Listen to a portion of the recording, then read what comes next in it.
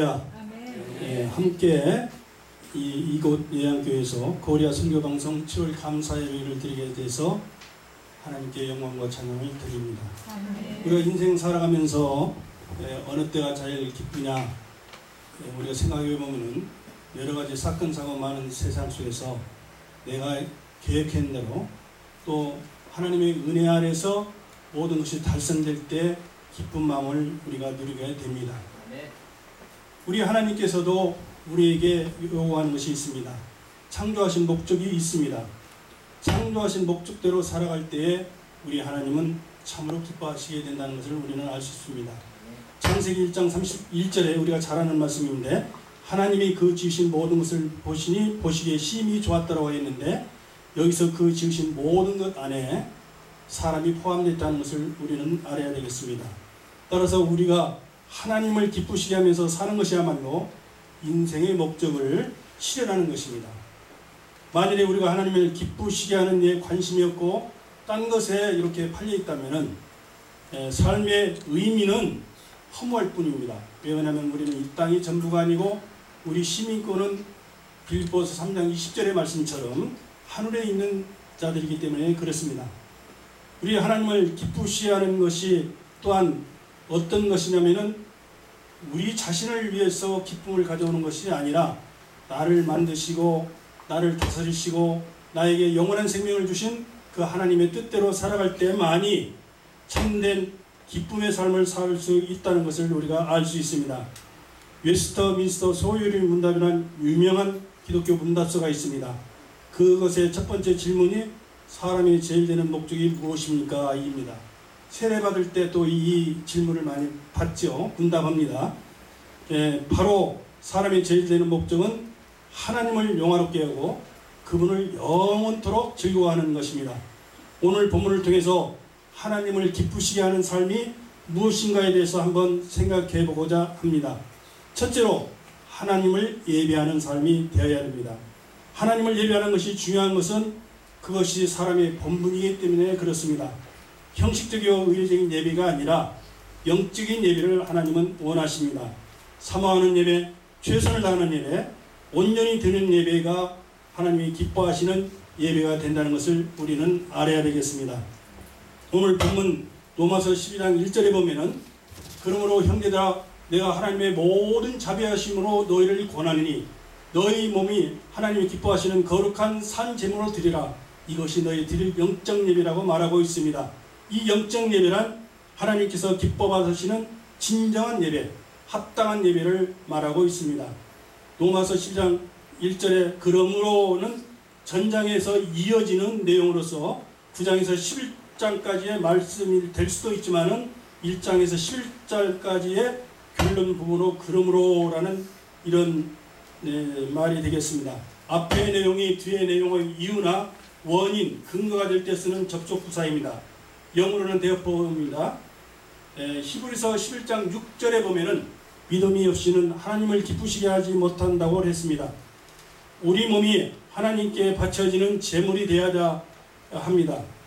너희 몸을 하나님 기뻐하시는 거룩한 산 제물로 드리라는 것은 우리의 몸이 하나님께 바쳐지는 제물이 되어야 된다고 하는 것입니다. 그러면 어찌해서 마음을 드리라고 아니하고 몸을 드리라고 하느냐? 그것은 우리의 마음의 생각은 몸에 의해서 나타나는 행동을 통해서 표현되기 때문에 그렇습니다. 우리 몸이 거룩한 제물이 되고 산 제물이 되게 해야 합니다. 구약시대는 흠없는 소나 양, 염소를 드려 하나님께서 받으셨습니다. 신약시대는 진리로 거룩한 삶의 예배를 드려야만 됩니다. 요한복음 4장 24절에 보면 하나님은 영이시니 영과 진리로 예배할지니라 이렇게 말씀하고 있습니다. 하나님의 말씀이 진리입니다. 예수님이 진리이십니다. 요한복음 4장 16절에 보면은 6절에 보면 내가 곧 길이요 진리요 생명이니 나로 말미암은 아버지께 올 자가 없다고 말씀하시고 있습니다. 그러면 어떻게 우리가 자신을 거룩하게 할 수 있을까요? 예수님께서 친히 말씀하신 말씀이 성경에 나와 있습니다. 요한복음 17장 17절에 보면은 그들을 진리로 거룩하게 하옵소서, 아버지의 말씀은 진리이라고 말씀하고 있습니다. 우리가 하나님의 말씀을 믿음으로 듣고 순종할 때에 우리 자신이 거룩하게 된다는 사실입니다. 하나님 말씀은 진리이기 때문에 그렇습니다.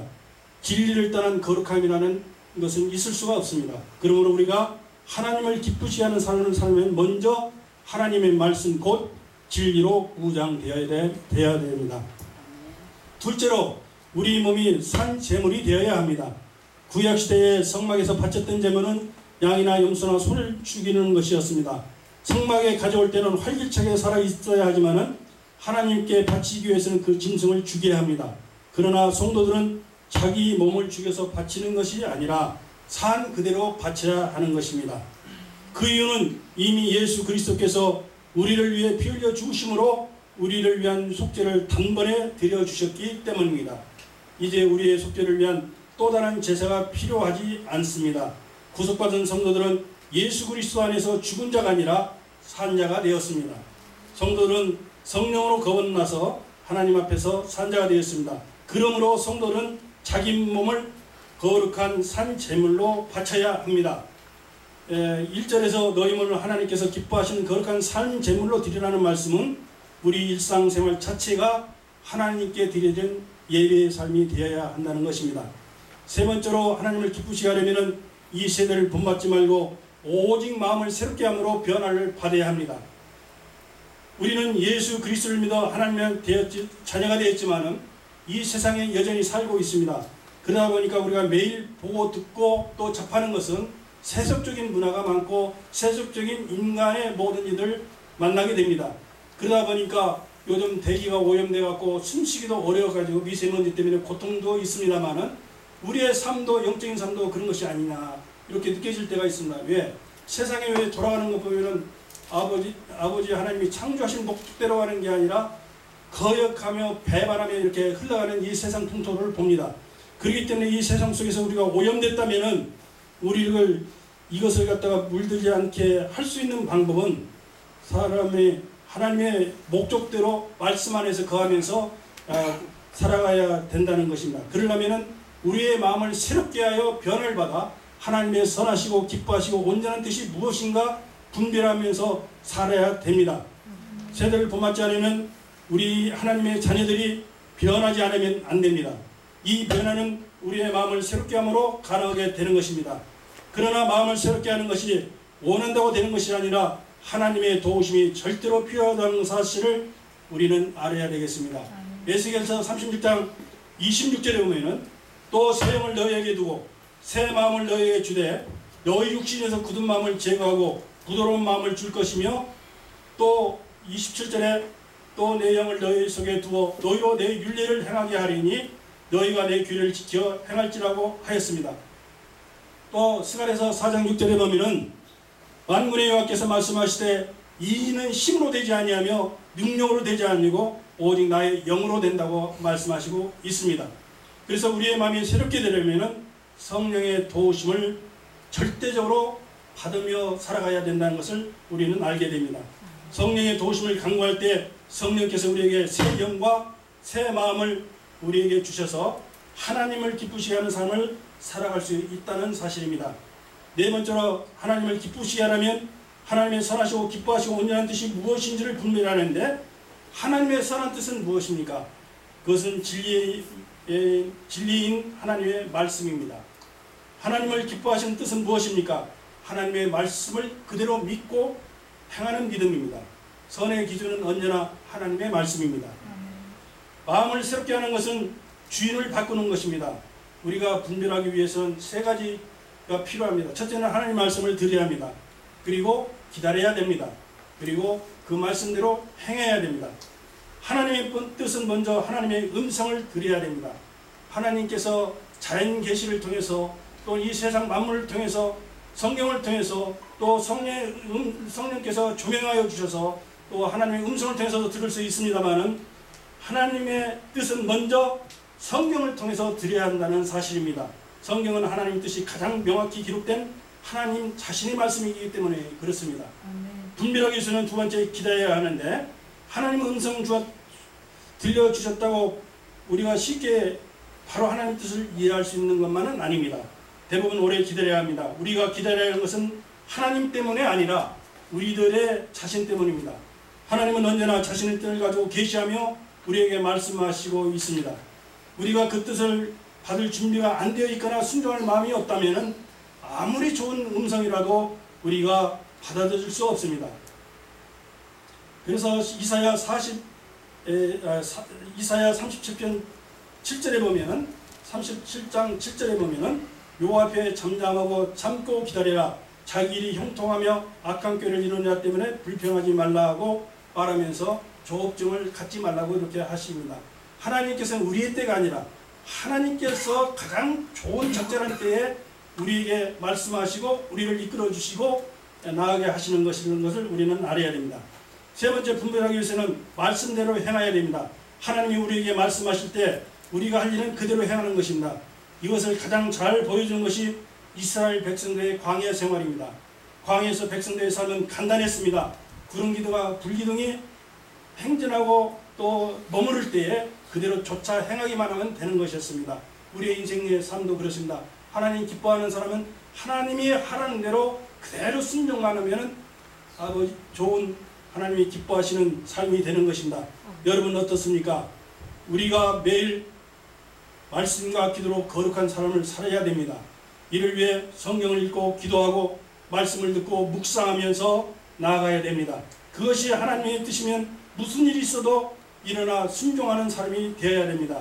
내 생각과 달라도 현재의 모든 상황 속에서 내가 인간으로 보는 것이 올바르게 느껴질지라도 그 길이 주님 보시기에는 사망의 길이 될 수가 있는 것입니다. 항상 하나님의 기쁨은 우리가 하나님의 뜻을 따르며 순종하며 행하는 길입니다. 하나님의 기쁨은 또한 하나님을 아는 것입니다. 우리 성도들이 보면은 10년, 20년, 30년, 40년, 50년의 신앙생활을 하도 성경을 읽어보지 않는 분들도 있고 또 성경에 대해서 전혀 무관합니다. 우리를 사랑하신다는 예수님 자신이 성경이지 않습니까? 성경이 예수님에 대해서 말씀하시고 있는데 그것을 우리는 영원한 생명을 주셨고 나 때문에 피 흘려 십자가에 못 박혀 돌아가시고 생명을 주신 그 주님이 사랑의 편지, 나를 향해서 하나님의 놀라운 계획을 말씀하시고 있는 성경을 모르고 지나간다는 얘기입니다. 주일에 한번 하나님의 말씀 설교를 통해서만 듣고 세상 속으로 가니까 또 이렇게 구별된 삶을 살기가 어렵다는 것을 우리가 압니다. 그렇기 때문에 우리는 세상의 학문적으로 봅시다.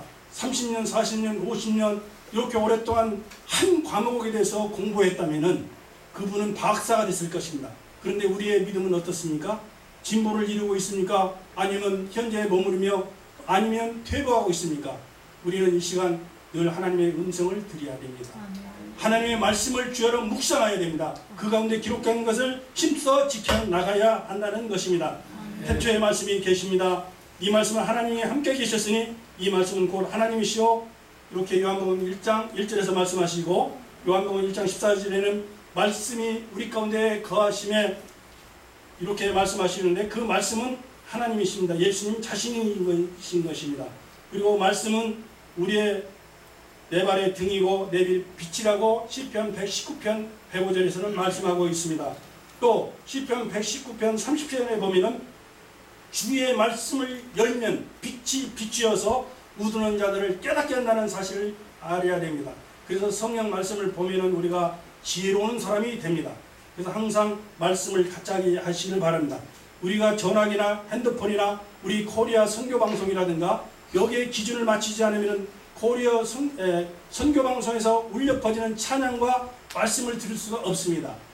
맞춰야 됩니다. 이 세상에는 지금 우주성에는 수없이 지금도 인간들의 소리, 세상의 소리, 하나님의 말씀 울려 퍼지고 있는데 거기에 초점을 두지 않으면 우리는 그 말씀을 들을 수가 없는 것을 우리는 알아야 됩니다.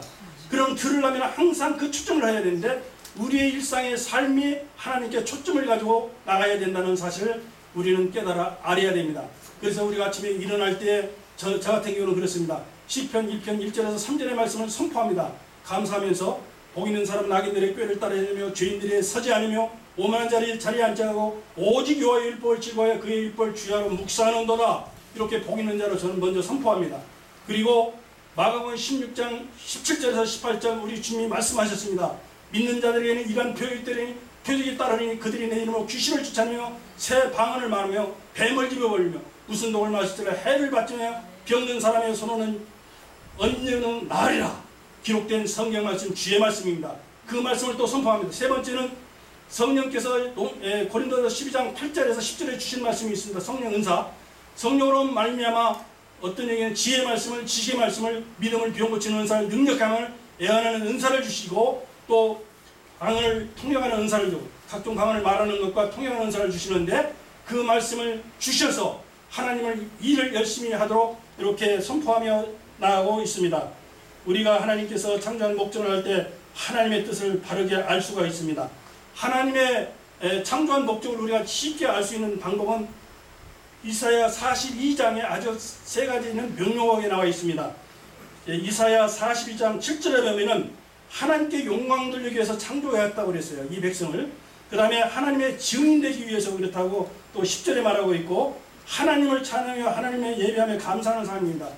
43장, 이사야 43장 21절에 나와 있는데, 우리 코리아 선교방송은 이 목적에 맞게 아주 찬양으로 뜨거운 걸로 하나님께 영광 돌리고 있는데, 창조한 목적이기도 하고 하나님이 기뻐하시는 예배의 삶이라고 볼 수가 있습니다. 증인은 아까 43장 10절에 말씀을 드렸습니다면, 너희는 나의 증인 나의 종으로 택하심을 입었나니 이렇게 했습니다. 그래서 우리는 하나님의 말씀을 증거해야 됩니다. 때를 얻든지 항상 복음을 전파하는 데 힘써야 된다는 사실입니다. 그 다음에 하나님 영광을 위해서 그랬는데, 이사야 43장 7절에 보면 내가 내 영광을 위해 창조했다고 그랬습니다. 그러니까 우리의 삶은 하나님 영광 돌리는 삶입니다. 영광을 빠지면 안 돼요. 그래서 고린도서 10장 31절에 바울사도는 그렇게 말하고 있어요. 그런즉 너희는 먹든지 마시든지 무엇을 하든지 다 하나님 영광을 위해서 하라. 우리가 밥을 먹든 설거지를 하든 일을 하든 직장에서 무슨 일을 하든 사업을 하든 하나님 영광을 위해서 살아가는 우리의 삶이 되어야 된다는 것을 알고 있습니다. 또 아버지는 찬송을 드리는 것은 43장 22죠. 이 백성은 내가 나를 위하여 지었나니 나를 찬송하게 함이리라. 그리고 시편 150편 6절에도 호흡이 있는 자마다 여호와를 찬양할지라. 아멘 아멘 이렇게 하고 있습니다. 이것이 소 곧 뿔과 굽이 있는 황소를 드림보다 여호와를 더욱 기쁘시게 한다는 것을 우리는 알아야 됩니다. 찬송은 무엇입니까? 우리가 흔히 곡조 있는 기도 하나만 이렇게 알고 있는데, 찬송은 하나님께 영광을 돌리고 복음을 선포하는 예술입니다. 그리고 곡조 있는 기도입니다. 그리고 하나님께서 교회에 주신 최고의 선물이며 은혜이라는 것을 우리는 알아야 됩니다. 이 땅에서뿐만 아니라 찬양은 하늘나라에서도 영원토록 하나님의 보좌와 그 어린 양 앞에서 찬양을 부르는 것입니다. 얼마나 큰 이게 축복인지 모릅니다. 찬양이 그 예배라는 사실을 우리는 알아야겠습니다. 그 다음에 하나님과 함께 동행하는 삶이 하나님을 기쁘시게 하는 사람입니다. 미가서 6장 8절에 보면 그는 말하기를 사람이 주께서 선한 것이 무엇임을 내게 보이셨나니 여호와께서 내게 구하시는 것이 오직 정의를 행하며 인자를 사랑하며 겸손하게 내 하나님과 함께하는 것이 아니냐고 말을 하고 있습니다. 그렇죠. 하나님과 동행하는 사람입니다. 하나님의 교제하는 사람은, 동행하는 사람은 그 음성을 듣고 함께 행하는 삶이라는 것을 우리는 알아야 됩니다. 그 다음에 감사의 삶입니다. 이것이 하나님의 뜻입니다. 하나님을 기쁘시게 합니다. 그래서 우리는 감사의 언어가 되어야 됩니다. 11조의 삶을 드려야 됩니다. 데살로니가 5장 16절에 18절 말씀 그렇죠. 항상 기뻐하라, 쉬지 말고 기도하라, 범사에 감사라. 이것이 그리스도 예수 안에서 너희를 향하신 하나님의 뜻이라. 우리는 하나님의 뜻대로 감사의 삶이 넘쳐야 됩니다. 우리가 감사의 삶을 11조의 삶을 살면은 하루에 1000번 이상 감사합니다, 하나님 감사합니다, 하나님 찬양합니다 이렇게 나갈 때 우리 속에서 입술에서는 원망과 불평과 교만이 사라지게 되겠습니다. 왜 불평과 원망이 사라집니까? 하나님이 내 앞에 거람되고 신앙이 없기 때문에 불평이 옵니다. 범사에 감사하라고 했을 때 어떤 상황에서도 하나님이 함께 하시고 하나님이 지켜주시고 보시고 있다고 보면 우리는 감사의 입술로 나가야 되어야 됩니다. 그 다음에 거룩합니다. 데살로니가 4장 3절에 오는 거룩함은 하나님의 뜻은 이것이 너의 거룩함이라. 곧 음란을 버리고 말씀의 순종을 삶을 살아야 된다는 것을 우리는 알아야 됩니다. 순종할 때에 하나님의 선하시고 기뻐하신 뜻만 아니라 이것을 통해서 우리 자신뿐만 아니라 우리의 가족과 이웃과 열방에 하나님께 기쁨을 드리며 영광을 돌린다는 사실을 알아야 되겠습니다. 사랑하는 성도 여러분, 코리아 선교 방송을 시청하시며 또 코리아 선교 방송에서 헌신하며 늘 예배로 하나님께 영광 드리는 여러분, 하나님을 기쁘게 하는 삶은 하나님을 예배하는 삶입니다. 오직 마음을 새롭게 함으로 변화를 받아야 하는 삶입니다. 하나님의 뜻을 분별해야 합니다. 하나님의 음성을 들으며 하나님과 동의하며 범사에 감사하며 하나님의 말씀에 순종하고 찬양하는 삶입니다. 그럴 때 시편 37편 4절에 보면은 또 여호와를 기뻐라 그가 내 마음의 소원을 내게 이루어 주시리라고 말씀하시고 있습니다. 이 세상에서 얻을 수 없는 하늘에 속한 평강과 기쁨과 풍성한 생명에 맛보며 살아가시길 바랍니다. 우리 성도님께서는 세상을 이길 능력을 하나님께서 주셨기 때문에 기쁜 마음으로 우리의 마음을 소원을 이루며 고백하여 나가는 삶이 되도록 살아가야 될 줄 믿습니다. 감사합니다. 잠깐